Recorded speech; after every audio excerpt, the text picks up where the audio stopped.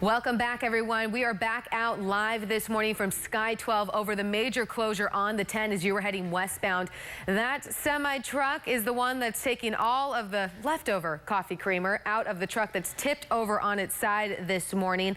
And this is basically where we're at. Cleanup crews out on the scene trying to hose down the coffee creamer off of the highway. And then once that is done, they will lift that semi up and then tow that off the highway as well. On top of that, though, we have to deal with the guardrail, too. So there's still a lot of work that needs to be done until these lanes can open back up. So it's going to be a long road. You can see some workers who are in there trying to unload all of the creamer off of the truck, the ones that didn't spill, and onto the other semi to try and help out the situation.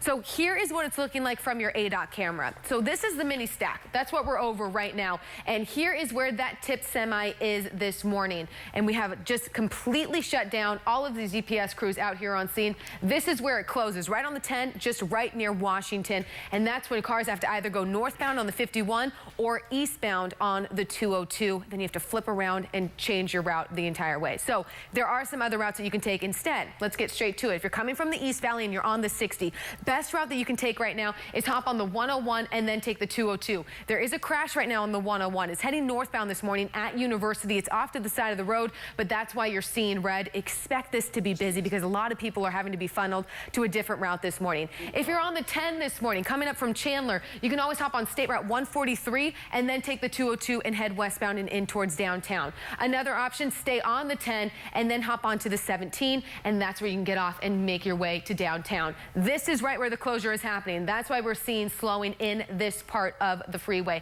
right here on the 10, and that's when cars are funneled off on the 202 or on the 51. So it's going to cause some trouble for you, but there are ways to get around it. You just have to factor in extra time because a lot of East Valley drivers don't have other options this morning. 17 right now, taking you 18 minutes. And then over on the 10, over in the West Valley, we have a bad crash here. This one's at 27th Avenue. And unfortunately, your travel time is going to be affected there. 56 minutes on the 10 in the West Valley. Faye and Doug. Thanks, Emma.